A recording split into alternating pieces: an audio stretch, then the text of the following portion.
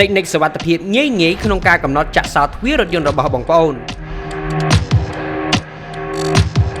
ពេលដែលអ្នកចុចដោះសោមួយដងទ្វារទាំង4នឹងបើកព្រមគ្នាក្នុងពេលដែលអ្នកកំពុងចូលអង្គុយចោលអាចឆ្លៀតឱកាសលួចបើកទ្វារខាងក្រោយឬខាងអ្នកធ្វើដំណើរដើម្បីធ្វើសកម្មភាពប្លន់ឬលួចទ្រព្យសម្បត្តិពីអ្នក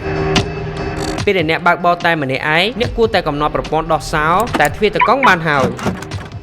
វិធីទី1ការប្រើសោតាមតេឡេសម្រាប់រថយន្តប្រើសោតេឡេពេលបិទម៉ាស៊ីនគ្រាន់តែចុចប៊ូតុង lock និង unlock លើតេឡេព្រមគ្នាចោល5វិនាទីពេលឮសំឡេងគឺជោគជ័យពេលចុចម្ដងដោះសោតែទ្វារតកង់បើចុច2ដងទើបទ្វារបើកទាំងអស់វិធីទី2គឺការប្រើតាមអេក្រង់សម្រាប់រថយន្តស៊េរីថ្មីដែលមានអេក្រង់ធំសូមចូលទៅកាន់ setting ចុចលើ vehicle ហើយចុចទៅលើ keyless access setup រួចជ្រើសរើសពាក្យ door unlock mode រួចបដូរពី all door មកជា drive door only ជាការស្រេចវិធីទី3ប្រើ smart key តាមទ្វារដៃតកង់សម្រាប់រថយន្តប្រើ smart key វិញនៅពេលដែលអ្នកលូកដៃទាញធម្មតាវានឹងដោះសោតែទ្វារតកង់មួយទេចុះបើចង់ឲ្យអ្នករត់ដំណើរចូលងាយណាស់គ្រាន់តែលូកដៃផ្អឹបជាប់ក្នុងប្រឡោះដៃទ្វារតកង់ចោល3វិនាទីវានឹងឮសំឡេង